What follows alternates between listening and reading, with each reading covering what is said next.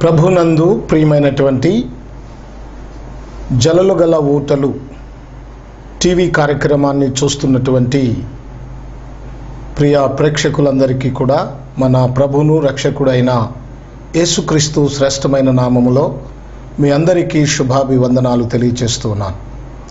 ప్రభునందు ప్రియులారా, దేవుని వాక్యాన్ని మనం ధ్యానం చేద్దాం. చూడండి, సమూయేలు రాసిన మొదటి గ్రంథము 17వ అధ్యాయము 40వ వచనములో ఈ విధంగా వ్రాయబడి ఉంది. తన కర్ర చేత పట్టుకొని ఏటిలోయలో నుండి 5 నున్నని రాళ్లను ఏరుకొని తన యొద్దనున్న చిక్కములో నుంచుకొని వడిసెల చేత పట్టుకొని ఆ ఫిలిస్తీని చేరువకు పోయెను. ఈ మాటను మనం ధ్యానం చేద్దాం. చిన్న ప్రార్థన చేద్దాం. పరిశుద్ధుడా, ప్రేమ కలిగిన మా తండ్రి, చదవబడిన లేఖన భాగములో నుండి మీరు నాతోనూ మాతోనూ మాట్లాడండి. మమ్మను బలపరిచి ఆశీర్వదించండి. ఈ కార్యక్రమాన్ని చూస్తున్నటువంటి ప్రియ దేవుని పిల్లలందరినీ కూడా మీ కృపలో బలపరచండి. యేసు నామములో ప్రార్థిస్తున్నాము తండ్రి, ఆమేన్. ప్రభునందు ప్రియులారా, ఈ సందర్భం మనందరికీ బాగా తెలిసిన సందర్భమే. దావీదు తన యొక్క జీవితంలో దేవుని మహిమను పొందుకున్న సందర్భం ఇది. ఫిలిస్తీన్లకు ఇశ్రాయేలీలకు యుద్ధం జరుగుతున్న సందర్భంలో తన తండ్రి చేత దావీదు యుద్ధ స్థలానికి పంపబడ్డాడు. ఫిలిస్తీన్ల దండులో ఉన్నటువంటి ఆజానుబాహుడైనటువంటి గొలియాతు ఇశ్రాయేలు సైన్యాన్ని తృణీకరిస్తూ ఉన్నాడు. ఎవరైనా సరే మీలో ఒకరు వచ్చి నన్ను జయిస్తే ఫిలిస్తీన్లమైన మేమందరం కూడా మీకు దాసులుగా ఉంటాము. మీరు కానీ నన్ను జయించకపోతే మీరందరూ మాకు దాసులు కావాలని ఆ గొలియాతు ఇశ్రాయేలు ప్రజలను భయపెడుతూ ఉన్నప్పుడు దావీదు ఆ సన్నివేశాన్ని చూసి కలత చెందాడు, బాధపడ్డాడు. అదేమిటంటే, సున్నతి లేని ఫిలిస్తీన్లు ఈ విధంగా సున్నతి కలిగిన ఇశ్రాయేలు మీద భయంకరంగా సవాలు చేస్తున్న సందర్భాన్ని చాలా గట్టిగా దేవుని యందు విశ్వాసముతో అతన్ని జయించటానికి తన హృదయంలో నిశ్చయించుకున్నాడు. అతని మీద యుద్ధానికి వెళ్ళటానికి సిద్ధపడ్డాడు. ఈ విషయాలన్నీ మనకు బాగా తెలుసు. అయితే ఈ సమాచారము సౌలు రాజు దగ్గరికి వెళ్ళింది. సౌలు రాజు కూడా దావీదును చూసి నీవు చిన్నవాడవయ్యా అన్నాడు. అయితే సౌలు అంటున్నాడు, నీవు చూడబోతే బాలుడవు, ఆ శత్రువు చిన్నతనం నుంచి కూడా యుద్ధ నైపుణ్యత కలిగిన వాడు, వాడిని జయించటము నీ వల్ల అవుతుందా అని తన అనుమానాన్ని ఎల్లబుచ్చాడు. అప్పుడు దావీదు అంటున్నాడు, అయ్యా, నేను నా మందలను మేపుకునేటప్పుడు క్రూర మృగాలు నా మందలోనికి వచ్చి గొర్రెపిల్లను నోట కరిపించుకుని వెళుతూ ఉన్నప్పుడు ఆ క్రూరమైన మృగాలను వాటి నోటిలో నుండి గొర్రెపిల్లను రక్షించటానికి దేవుడు నా కాళ్లను లేడి కాళ్లగా చేసి ఎత్తైన స్థలములో నిలిపి ఆ యొక్క క్రూర మృగాల నుండి వాటి నోటిలో నుండి గొర్రెపిల్లను రక్షించటానికి దేవుడు నాకు శక్తినిచ్చాడు. కనుక అదే దేవుడు ఈనాడు ఇతన్ని జయించటానికి శక్తినిస్తాడు. విశ్వాసముతో యుద్ధము యెహోవాది అన్నాడు. అప్పుడు సౌలు రాజు అంగీకరించి దావీదును యుద్ధానికి పంపించడానికి ఇష్టపడి అవసరమైనటువంటి యుద్ధ పరికరాలు దావీదుకు ధరింప చేస్తూ ఉంటే దావీదు అన్నాడు, ఇవి నాకు వాడుక లేదు అన్నాడు. వాడుక కలిగినటువంటి ఆయుధాలు, వాడుక కలిగినటువంటి వస్తువులతోనే దావీదు యుద్ధానికి వెళ్తా ఉన్నాడు. చూడండి, దావీదు వెళ్ళిన మార్గము చూసినట్లయితే దావీదు చేత కర్రబుచ్చుకున్నాడు. దావీదు ఏటి లోయలోనికి దిగాడు. దావీదు 5 అనే సంఖ్యను ఎన్నుకొని 5 నున్నని రాళ్లను ఏరుకొని చిక్కములో వేసుకున్నాడు. ఒడిసెల చేత బుచ్చుకున్నాడు. ఆ ఒడిసెలలో ఆ యొక్క రాయిని పెట్టి గిరగిరా తిప్పి గొలియాతును కొట్టాడు. ఈ సందర్భాన్ని మనం చూసినప్పుడు గొలియాతు పడిపోయినట్లుగా, ఓడిపోయినట్లుగా మనం చూస్తున్నాం. అంత గొప్ప ఆజానుబాహుడైనటువంటి గొలియాతును దావీదు చాలా సునాయాసంగా జయించడానికి గల కారణం ఏమిటంటే, దావీదు వెళ్ళిన మార్గము చాలా ఆశీర్వాదకరమైన మార్గం. ప్రియులారా, ఈ లోకములో ఉన్న సాతానును మనం జయించాలంటే, ఈ లోకములో ఉన్న దుష్టుని మనం జయించాలి అంటే దావీదు వెళ్ళినట్లుగానే మనం కూడా వెళ్ళాలి. దావీదు ఎలా వెళ్ళాడు అని మనం గమనించినట్లయితే చేత కర్రబుచ్చుకున్నాడు. నంబర్ 1, మొదటి విషయం, చేత కర్రబుచ్చుకున్నాడు. కర్ర బైబిల్లో మనం చూసినప్పుడు గొర్రెల కాపరులకు కర్ర చాలా ప్రాముఖ్యమైనది. దావీదు ఎత్తైన స్థలాలకు ఎక్కేటప్పుడు కర్రను ఊతంగా చేసుకునేవాడు, దిగేటప్పుడు కర్రను ఊతంగా చేసుకునేవాడు. ఏదైనా విష పురుగులు, సర్పాలు కనిపించినప్పుడు ఆ కర్రతో వాటిని హతమార్చేవాడు. ఆ కర్ర గొర్రెల కాపరులు గొర్రెలను మందలించటానికి, నడిపించటానికి, గొర్రెలకు మేత అందించటానికి చాలా ప్రాముఖ్యమైనది కర్ర. అలాంటి కర్ర దావీదు చేతిలో ఎప్పుడూ ఉంటుంది. ప్రియులారా, బైబిల్లో మనం చూసినప్పుడు కర్రను గూర్చి మనం జ్ఞాపకం చేసుకుంటే, ఇశ్రాయేలు 12 మంది గోత్రకర్తలు 12 కర్రలు తీసుకుని వచ్చి యెహోవా మందస్సము ఎదుట ఉంచినప్పుడు, యెహోవా మందస్సము ఎదుట ఉన్న కర్రలలో అహరోను కర్ర సిగురించినట్లుగా మనం చూస్తూ ఉన్నాం. ప్రియులారా, యాకోబు పద్దనారామునకు బయలుదేరి వెళ్ళేటప్పుడు తండ్రి ఇంటి నుంచి యోర్దాను నది దాటి వెళుతూ చేతి కర్రతో మాత్రమే అతడు దాటి వెళ్ళినట్లుగా మనం బైబిల్లో చూస్తాం. యాకోబు తన అవసాన దశలో చేతి కర్రను ఊతముగా ఉంచుకొని ఆ దేవునికి నమస్కారము చేసినట్లుగా మనం చూస్తాం. ప్రియులరా, కర్రల గురించి చాలా ఉన్నాయి. ఇశ్రాయేలీలు ఐగుప్తు దేశం నుంచి పాలు తేనెలు ప్రవహించు కనాను దేశానికి ప్రయాణమై వెళ్ళేటప్పుడు వారు కాళ్లకు చెప్పులు తొడుక్కొని, నడుములు కట్టుకొని, కర్రలు చేత పుచ్చుకొని వారు ఆ గొర్రెపిల్ల మాంసాన్ని భుజించినట్లుగా చూస్తాం. కర్రలు చేత పుచ్చుకున్నారు. ప్రియులరా, కర్ర అంటే ప్రాముఖ్యంగా మనకి ఇక్కడ అర్థం జ్ఞాపకం చేయబడుతుంది ఏమిటంటే, ఇశ్రాయేలీలు ఐగుప్తు దేశం నుంచి ఆ కనాను దేశానికి వెళ్ళేటప్పుడు వారికి ఎర్ర సముద్రము అడ్డుగా వచ్చింది. ఎర్ర సముద్రము అడ్డుగా వచ్చినప్పుడు ఇశ్రాయేలీలను రక్షించడానికి మోషే యెహోవాకు ప్రార్థన చేశాడు. అయ్యా, ఈ పరిస్థితిని మేము ఎదుర్కోవాలి, వెనక ఫరో సైన్యం తరుముతా ఉంది, ముందు ఎర్ర సముద్రం ఉంది, పరిస్థితి ఏమిటి నాయనా అని మోషే యెహోవాకు ప్రార్థన చేసినప్పుడు మోషేతో దేవుడు అన్నాడు, మోషే నీ చేతిలో ఏముంది అన్నాడు. అయ్యా, నా చేతిలో కర్ర ఉంది అన్నాడు. అయితే నీ కర్రను పైకెత్తమన్నాడు. వెంటనే కర్రను పైకెత్తాడు. పైకెత్తగానే ప్రియా దేవుని పిల్లలారా, ఆ ఎర్ర సముద్రము పాయలైపోయినట్లుగా మనం చూస్తున్నాం, చీలిపోయింది. దాని అర్థం ఏమిటంటే అక్కడ కర్రను పైకెత్తమన్నాడు. కర్ర దేవుని ఆజ్ఞకు సాదృశ్యముగా ఉన్నది. ప్రియులారా, మనం జ్ఞాపకం చేసుకుందాం, దేవుని ఆజ్ఞలను మనం జ్ఞాపకం చేసుకోవాలి. కర్ర అంటే దేవుని ఆజ్ఞ. ఐగుప్తు దేశంలో ఉన్నటువంటి ఇశ్రాయేలీలు దేవుని ఆజ్ఞలను పాటించారు. ప్రియులారా, యాకోబు దేవుని యొక్క ఆజ్ఞతోటే ఆయన కదిలి వెళ్ళాడు. ఇలాగ మనం చూస్తే కర్ర దేవునికి ఆజ్ఞకు సాదృశ్యమై ఉన్నది. బైబిల్లో మనం చూసినప్పుడు రెండు విషయాలు కనిపిస్తాయి. ఆదికాండం నుంచి ప్రకటన గ్రంథం వరకు మనం జ్ఞాపకం చేసుకుంటే రెండు విషయాలు. అదేమిటంటే, ఒకటి దేవుని ఆజ్ఞలు, రెండవది దేవుని వాగ్దానాలు. ప్రియులారా, మనం దేవుని ఆజ్ఞలను పాటిస్తేనే దేవుని వాగ్దానాలను స్వతంత్రించుకోగలం. దేవుని ఆజ్ఞలు పాటించకుండా దేవుని వాగ్దానాల కోసం ప్రయాసపడటం అది వెర్రితనం అవుతుంది. ప్రియులారా, జ్ఞాపకం చేసుకుందాం. దేవుని వాక్యం మనకు జ్ఞాపకం చేస్తూ ఉంది, దావీదు కర్రను చేతపుచ్చుకున్నాడు అంటే దేవుని ఆజ్ఞలను చేతపుచ్చుకున్నాడు. ఈ లోకంలో సాతాన్ని జయించాలంటే దేవుని వాక్యాన్ని మనం చేతపుచ్చుకోవాలి, దేవుని ఆజ్ఞలను చేతపుచ్చుకోవాలి. వాక్యానుసారంగా జీవించకుండా మనం దేవుని కృపలో ఉన్నాము అంటే అది అబద్ధమే. దేవుని వాక్యం చెప్తుంది, మనం ధర్మశాస్త్రం కాదు, కృపతో ఆధారపడి ఉన్నాం. అయితే కృపలో ఉన్నవాడు పాపమునకు దాసుడు కాడు. పాపము ఆ వ్యక్తి మీద ప్రభుత్వము చేయదు అని అపొస్తలుడైన పౌలు కొరింథీయులకు రాసిన పత్రికలో చెప్తా ఉన్నాడు. పాపము నీలో ఉంది అంటే దేవుని కృప నీకు లేనట్టే. చాలా మంది అనుకుంటారు, నేను దేవుని కృప ద్వారా జీవిస్తున్నాను అనుకుంటారు. దేవుని కృప ద్వారానే దేవుడు నాకు ఈ ఆస్తిని సమకూర్చాడు అనుకుంటారు. దేవుని కృప ద్వారానే ఇవన్నీ జరుగుతున్నాయి అనుకుంటున్నారు. కానీ దేవుని కృప ద్వారా జరుగుతూ ఉంటే నీ జీవితంలో పాపం అనేది ఉండకూడదు. పాపం అంటే ఏమిటి? చాలా మందికి అర్థం కావటం లేదు.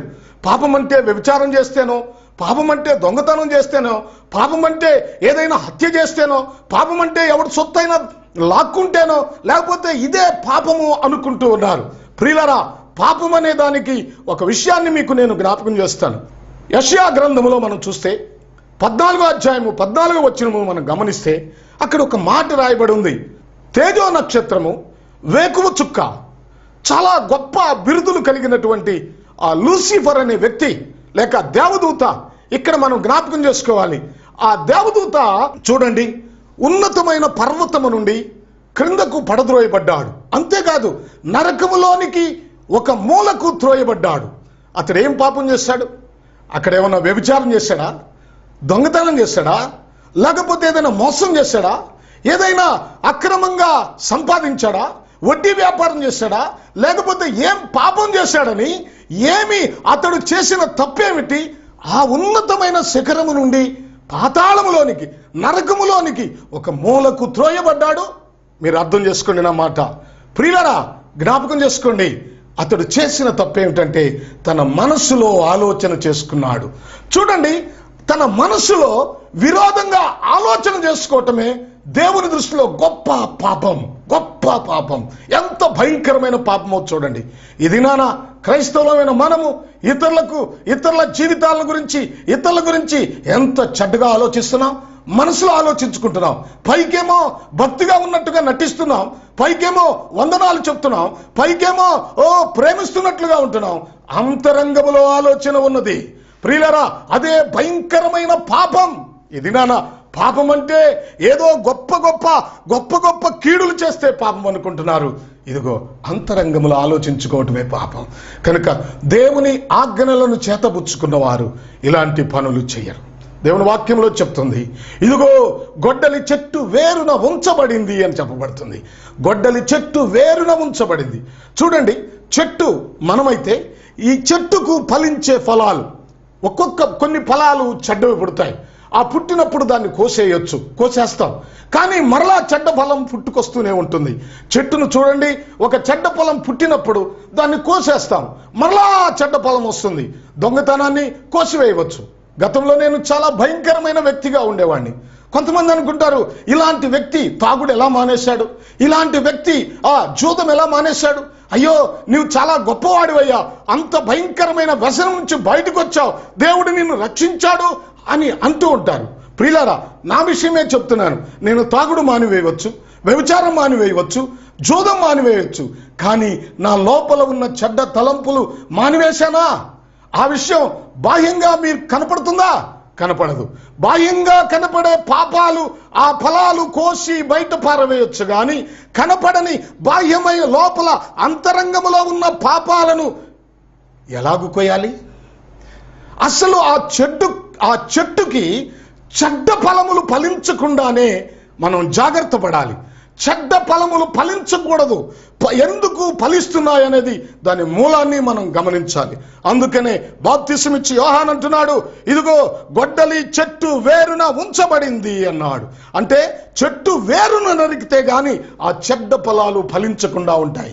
అలాగే మన హృదయంలో పాపము ఎందుకు వస్తుందో దాన్ని గమనించండి. ఇతరుల గురించి మీరు ఆలోచించడం మానేయండి. ఇతరుల కన్నా మనం ఎక్కువ అని ఆలోచించుకోవటం మానివేయండి.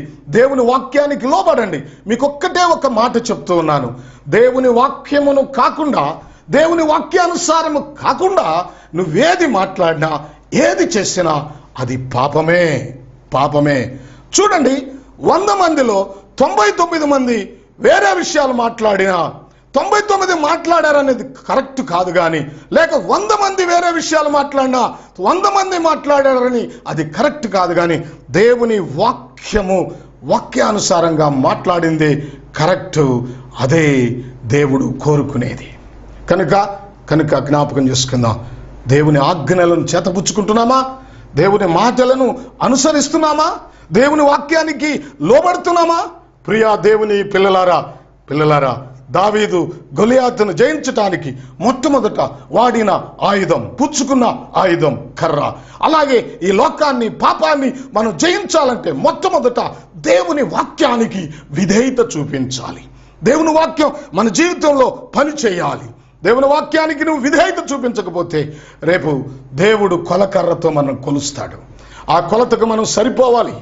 ప్రియులారా, కొలిసినప్పుడు మన జీవితం సరిపోకపోతే అది మనం నాశన కోపంలోనికి వెళ్ళటానికి దారి తీస్తుంది. మన ప్రయాస భౌతికమైన వాటిని సంపాదించుకోవటానికి కాదు, మన ప్రయాస ఆత్మ సంబంధమైన దాన్ని సంపాదించుకోవటానికి. చూడండి, చాలా మంది ఆశీర్వాదం అంటే ఇళ్ళు సంపాదించుకోవటం, డబ్బు సంపాదించుకోవటం, లేకపోతే భౌతికంగా కనపడే ఆస్తులు సమకూర్చుకోవటం ఆశీర్వాదాన్ని చెప్పుకుంటున్నారు. ఇది పెద్ద మోసం. దైవ జనులే ప్రజలను మోసం చేస్తున్నారు. ఆశీర్వాదం అంటే అది కాదు. బైబిల్లో ఎక్కడ యేసు ప్రభు చెప్పలేదు. యేసు ప్రభు ఎక్కడా చెప్పలేదు. ఆశీర్వాదం అంటే పాపము నుంచి రక్షించబడటమే, పాపం నుంచి విడిపించబడటమే, పాప దాస్యము నుండి తప్పించబడటమే, పరలోక రాజ్యానికి వారసులు కావటమే ఆశీర్వాదం. ఆ ఆశీర్వాదం శాశ్వతమైనది. ఈ ఆశీర్వాదం అశాశ్వతమైనది. భౌతికమైనది అశాశ్వతమైతే ఆత్మ సంబంధమైన ఆ మహిమ కలిగిన రాజ్యాన్ని సంపాదించుకుంటే అది శాశ్వతంగా ఉంటుంది. ఆ శాశ్వతమైన రాజ్యానికి నువ్వు చెందాలి అంటే, చేరాలి అంటే నీవు దేవుని ఆజ్ఞలను చేతబుచ్చుకోవాలి. ప్రియా దేవుని పిల్లలారా, ఈ సమయంలో మీకు జ్ఞాపకం చేస్తున్నాను. ఈ వాక్యము వింటున్న మీరు జ్ఞాపకం చేసుకోండి. మీ జీవితాల్లో చెడును తీసివేసుకోండి. దేవుని వాక్యాన్ని చేతబుచ్చుకోండి. చెడుకు దూరంగా ఉండండి. దేవుని వాక్యముతో, దేవునితో సహవాసము చేయండి. రెండో విషయానికి వస్తున్నాను. మొదటిది, దావీదు చేత కర్రబుచ్చుకున్నాడు. రెండో విషయానికి వస్తున్నాను ప్రియులారా. రెండవది, ఆయన చూడండి లోయలోనికి దిగాడు. ఎందుకంటే ఆ పర్వతం మీద, ఆ శిఖరం మీద ఇశ్రాయేలీలు ఉన్నారు, ఈ శిఖరం మీద ఇటుపక్క శత్రువులు ఉన్నారు. చూడండి, ఫిలిస్తీన్లు ఉన్నారు. వీరిద్దరి మధ్యలో ఒక లోయ ఉన్నది. ఈ శత్రువు అయినటువంటి గొలియాతు మీదకి వెళ్ళటానికి ఈ లోయలోనికి దిగాడు. లోయలోనికి దిగాడు అంటే ప్రియులరా, ఇక్కడ నేను మీకు జ్ఞాపకం చేసే అర్థం ఏమిటంటే, లోయలోనికి దిగి ఆయన నున్నని రాళ్లను 5 ఏరుకున్నాడు.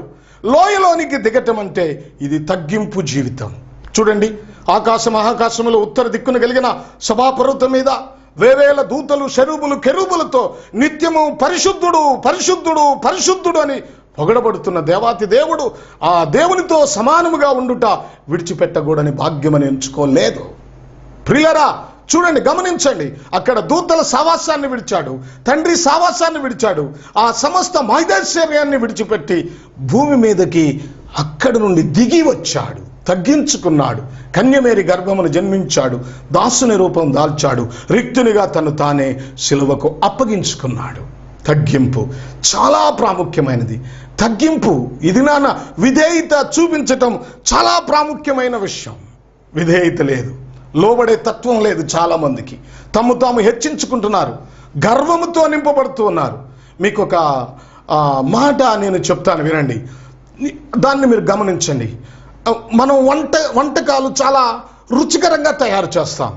ఉదాహరణకి ఒక చికెన్ కర్రీ లేకపోతే వేరొకటి ఏదైనా చాలా రుచికరంగా తయారు చేసామనుకోండి, ఉదాహరణకు అనుకుందాం. ఆ రుచికరంగా తయారు చేయబడినటువంటి ఆ పదార్థంలో ఒక బల్లి పడింది అనుకోండి. బల్లి పడినప్పుడు ఆ రుచికర పదార్థం అంతా కూడా చెడిపోతుంది, విషమైపోతుంది. అలాగే మనం ఎన్ని విషయాల్లో భక్తిగా ఉన్నా, ప్రార్థనలో, విశ్వాసములో, యథార్థతలో, స్తుతించుటలో, ఆరాధన చేయటంలో మనం అన్నీ కరెక్ట్గా ఉన్నా, మన జీవితంలో గర్వం అనేది ఉంటే ఆ బల్లి పడినప్పుడు ఆ పదార్థం అంతా ఏ విధంగా చెడిపోయిందో మన ఆత్మీయ జీవితం అంతా కూడా చెడిపోతుంది. అందుకనే యేసు ప్రభువులో చూడండి, ఎక్కడైనా గర్వం కనిపిస్తుందేమో. అపోస్తలుడైన పౌలు పరిచర్యకు వచ్చిన తర్వాత మీరు గమనించండి, ఎక్కడైనా గర్వము కనిపిస్తుందేమో. ప్రియా దేవుని పిల్లలారా, ప్రభువైన యేసుక్రీస్తు అన్నాడు, నేను పరిచర్య చేయించుకోవటానికి రాలేదు, పరిచర్య చేయటానికి వచ్చాను అన్నాడు. ప్రియులారా, ఆయన ఎంత తగ్గించుకున్నాడు. పౌలు భక్తుడు క్రీస్తును కలిగి నాకేమేమి లాభకరమో వాటన్నిటినీ నేను నష్టముగా ఎంచుకొని నేను క్రీస్తును సంపాదించుకున్నాను అంటాడు. ప్రియులారా, భక్తుల జీవితాల్లో చూడండి, ఎక్కడ గర్వం కనిపించదు, గర్వపు మాటలు లేవు. ఇదిగో చూడండి, వారు అంటారు క్రీస్తునే వారి జీవితాల్లో చూపించారు కానీ వారికి వారు ఎప్పుడూ చూపించుకోలేదు. ప్రియులారా, ఈ సమయంలో మీకు జ్ఞాపకం చేస్తున్నాను, మీరు తగ్గింపు జీవితం కావాలి. తగ్గించుకుంటే రేపు నీవు హెచ్చించబడతావు. తగ్గించుకున్నవారు ప్రియులారా జ్ఞాపకం చేసుకుందాం. యేసు తగ్గించుకున్నాడు, అలాగే ప్రియులారా దావీదు తగ్గించుకున్నాడు, ఇంకా యాకోబు తగ్గించుకున్నాడు. అందరూ తగ్గించుకున్నారు. తగ్గించుకోవటంలో ఆశీర్వాదం ఉన్నదని దేవుని వాక్యము తెలియజేస్తుంది. రక్షించబడిన నీవు నీ జీవితంలో తగ్గింపు అనేది చాలా ప్రాముఖ్యం. మారిన వారు ఎలా ఉంటారు? మీరు ఎప్పుడైనా గమనించారా? నువ్వు మారాను అని నువ్వు చెప్తూ ఉన్నావంటే నువ్వు ఎలా ఉండాలి? ఒక్కసారి సమరయ స్త్రీని జ్ఞాపకం చేసుకోండి. ఆ మారటం వల్ల సమరయ పట్టణస్థులందరూ ఆమె మార్పును గమనించి ఆమెను వెంబడించారు, క్రీస్తు యొద్దకు నడిపించబడ్డారు. గమనించండి, జక్కయ్య మారాడు. మారిన జక్కయ్యతో దేవుడు అంటున్నాడు, యేసు ప్రభువారు, ఇదిగో నేడు జక్కయ్య ఇంటికి రక్షణ వచ్చినది అన్నాడు. చూడండి, మనం వింటానే ఉంటాం, ఎప్పుడు రక్షణ వచ్చింది? ప్రభువా నేను అపవిత్రుణ్ణి, ప్రభువా నేను మోసకారిని, ఇదిగో నా ఇంట నువ్వు ఉండటానికి నేను అర్హుణ్ణి కాదు, అయితే నీవు నా ఇంటిలో ఉండాలంటే నేను అక్రమంగా ఎవరి దగ్గర అయితే సంపాదించానో, అక్రమంగా ఎవరి దగ్గర అయితే తీసుకున్నానో వారికి 4 అంతలు ఇచ్చేస్తున్నాను, మిగిలినవి పేదలకు ఇచ్చేస్తున్నాను, నేనేమి లేదు. మరి యేసు ప్రభు అడిగుంటాడేమో నేను అనుకున్నాం, అంతా ఇచ్చేస్తే మరి నీ పరిస్థితి ఏంటి జక్కయ్య? అప్పుడు జక్కయ్య అని ఉంటాడు, ప్రభువా నీవు నా ఇంటికి వస్తున్నావు, నేను నీతో ఉన్నాను, నీవు నాతో ఉన్నావు, ఇంక నాకు దేనితో పని లేదు అని ఉంటాడు. ప్రియులారా, చూడండి, దేవుని వాక్యాన్ని మనం జ్ఞాపకం చేసుకుందాం. మనల్ని మనం తగ్గించుకుంటున్నామా? మనల్ని మనం విధేయత చూపిస్తున్నావా? రక్షించబడిన వారి జీవితాలు ఎలా ఉన్నాయో ఒక్కసారి ఆ భక్తులను, ఆ దేవుని వాక్యంలో ఉన్న వారిని గమనించండి. అహం లేదు, గర్వం లేదు, అతిశయం లేదు, చాలా విధేయులు, నెమ్మదంగా మౌనంగా ప్రభువుని గణపరుస్తూ వారి జీవితాల్లో క్రీస్తును చూపిస్తూ ఉన్నారు. క్రీస్తు యేసులోనికి బాప్తిసం పొందిన మీరందరూ క్రీస్తును ధరించుకున్నారు అని లేఖనం తెలియజేస్తుంది. మన జీవితంలో క్రీస్తే కనిపించాలి, మనం కనిపించకూడదు. క్రీస్తే కనిపించాలి. క్రీస్తు మన జీవితంలో కనిపించినప్పుడు అనేక మంది మనల్ని వెంబడిస్తారు, మనం చెప్పే మాటలు వింటారు, ప్రభువును అంగీకరిస్తారు. చూడండి, ఇక్కడ దావీదు లోయలోనికి దిగాడు, తగ్గించుకున్నాడు, విధేయత చూపించాడు. ఈ సమయంలో నీవు కూడా నీవు తగ్గించుకో. నీకున్న డబ్బును బట్టి నువ్వు అతిశయించమాక. అన్నీ దేవుడిచ్చినయే. ప్రియులారా, దేవుడు లేకుండా నీకేమీ లేదు. కనుక దేవుణ్ణే కనపరచు. ప్రతి విషయంలో దేవుణ్ణి కనపరచాలని ప్రభు పేరట మీకు మనవి చేస్తున్నాను.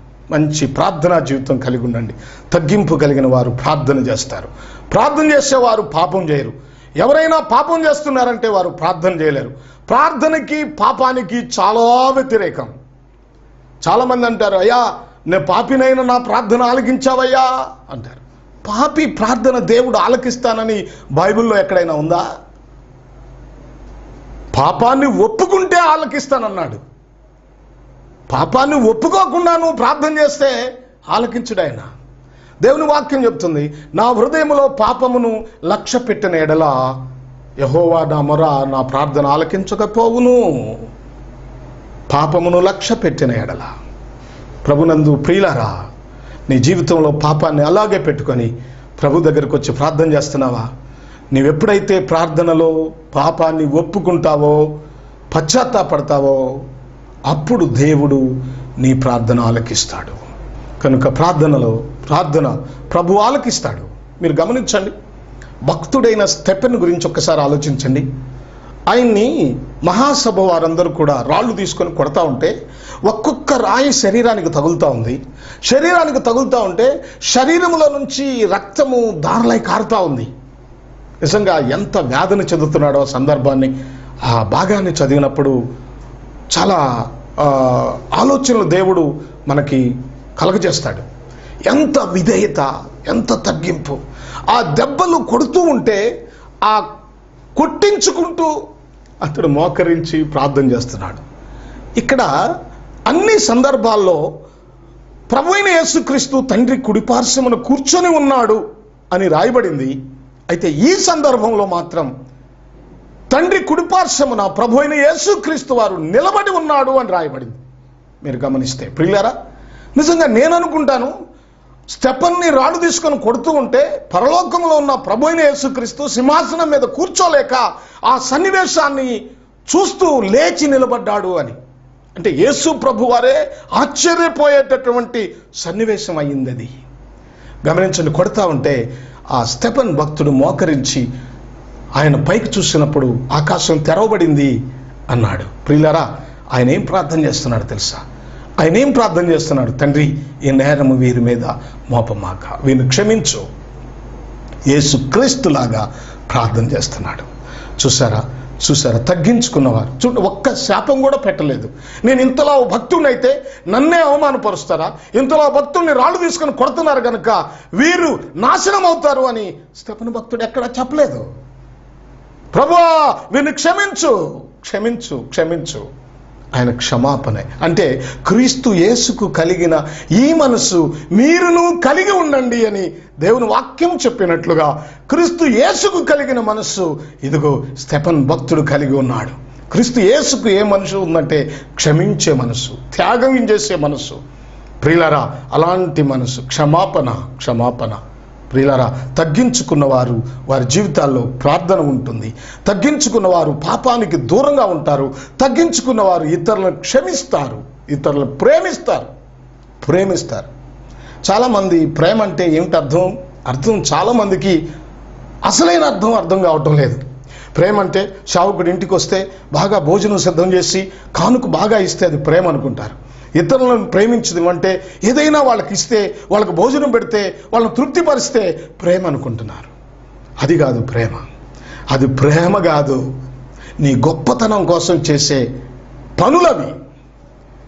నిన్ను నీవు గొప్పవారుగా వాళ్ళు చెప్పుకోవాలి కనుక అలా చేస్తావు. కానీ ప్రేమ అది కాదు. యేసు ప్రభు ప్రేమకు నిర్వచనం అలా చెప్పలేదు. ఆయన యేసు ప్రభు చెప్పి దేవుని వాక్యం ఏముంటుందంటే ప్రేమ దోషములను కప్పును. చూసారా, ప్రేమ. నువ్వు నిజంగా ఎదుటి వ్యక్తిని నువ్వు ప్రేమిస్తుంటే అతనిలో లోపాలు నీకు కనిపించవు. అతన్ని ప్రేమిస్తావు అంటే అతనిలో ఉన్న దోషాలను నువ్వు లెక్క చేయవు, అవి కనిపించవు. ప్రేమ వారి దోషాలను కప్పుతుంది. యేసు ప్రభు చూడండి, మనల్ని ప్రేమించాడు, భూలోకానికి దిగివచ్చాడు. ఆయనకు వ్యతిరేకంగా మనం జీవిస్తున్న మనలను ఆయన ప్రేమించాడు. ఈ మంచి సమయంలో జ్ఞాపకం చేసుకుందాం. ప్రేమ దోషములను కప్పును. ప్రేమ ప్రియులరా జ్ఞాపకం చేసుకుందాం, దాసునిగా మారుస్తుంది. యేసు ప్రభు మనల్ని ప్రేమించాడు కనుక ఆయన దాసుడుగా భూమి మీదకి వచ్చాడు. ఆయన దాసుడైపోయాడు. యేసు ప్రభు ప్రేమ నీ దగ్గర ఉందా? నువ్వు గొప్ప అనుకుంటున్నావు, నేను పెద్ద గొప్ప సేవకుడిని, లేకపోతే గొప్ప క్రైస్తవుని, నేను గొప్ప ఆఫీసర్ని అని నువ్వు అనుకుంటున్నావు. అందుకనే ఎదుట వ్యక్తిని చాలా తేలిగ్గా తృణీకరిస్తున్నావు. దేవుని పోలికగా చేయబడినటువంటి మనుషుణ్ణి నీ దృష్టి నీవు ఎలా చూస్తున్నావు అంటే చాలా చిన్న చూపు చూస్తున్నావు, తృణీకరిస్తున్నావు. పేదవాడిని నీవు గౌరవిస్తున్నావా? అంతస్తున్న వాళ్ళని గౌరవించినట్లుగా పేదవాడిని గౌరవిస్తున్నావా? పేదవానికి క్రీస్తు లేడా? పేదవాని దగ్గర వాక్యం లేదా? పేదవాని దగ్గర విశ్వాసం లేదా? మరి ఎందుకు ఇతన్ని తృణీకరిస్తున్నావు? నీవు అందరినీ సమానంగా చూసే మనసు నీకుందా? ఆ తర్వాత ప్రేమ తన సహోదరుని ఎన్నడూ ద్వేషించదు. సహోదరుని ప్రేమించువాడు వెలుగులో ఉన్నాడు, సహోదరుని ద్వేషించువాడు చీకటిలో ఉన్నాడు. సమయం జ్ఞాపకం చేసుకోండి. నీవు నీ సహోదరుని ద్వేషించిన ఎడల నీవు చీకటిలోనే ఉన్నావు, నీ దగ్గర ప్రేమ లేదు. కనుక ద్వేషాలు మానుకోండి, అసూయలు మానుకోండి, కక్షలు మానుకోండి, అవిధేయతను మానుకోండి, గర్వాన్ని మానుకోండి. ఇక నుంచైనా నీవు తగ్గించుకో. దావీదు గొలియాతును హతమార్చటానికి, జయించటానికి రెండవ కారణం దావీదు తాను తగ్గించుకోవటం, లోయలోనికి దిగటం. అలాగే లోకాన్ని మనం జయించాలంటే మనల్ని మనం తగ్గించుకోవాలి, మన గర్వమును విడిచిపెట్టాలి.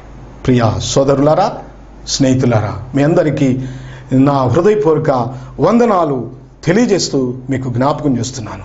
దేవుని వాక్యానుసారం కాకుండా లోక సంబంధమైన ఆచారాలతో నీవు జీవిస్తే నిత్య నాశనం తప్పదు. వాక్యానుసారంగా జీవిస్తే సాతాన్ని జయించగలుగుతావు. 2 విషయాలు మాత్రమే ఈ సమయంలో మీకు చెప్పాను. మిగిలిన విషయాలు వచ్చే వారంలో మనం జ్ఞాపకం చేసుకుందాం. సిద్ధపడండి. దేవుడు మిమ్మల్ని అందరినీ దీవించును గాక. చిన్న ప్రార్థన చేస్తాను.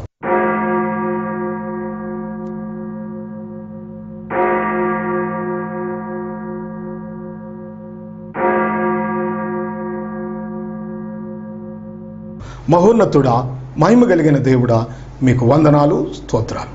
చెప్పబడిన వాక్యము మీ బిడ్డలు విన్నారు. విన్నటువంటి మీ బిడ్డల హృదయాల్లో ఫలించినట్లు చేయండి. కృప చూపండి, దీవించి ఆశీర్వదించండి. మహిమ ఘనత ప్రభావాలు మీరు పొందండి ప్రభువా. బిడ్డలను ఆశీర్వదించి దీవించమని యేసు నామములో ప్రార్థిస్తున్నాము తండ్రి. ఆమేన్. ఆమేన్. దేవుని గొప్ప నామానికి మహిమ కలుగునుగాక. ప్రభునందు ప్రియులారా, ప్రభు అయిన యేసుక్రీస్తు నామమున మీ అందరికీ కూడా శుభములు తెలియచేస్తూ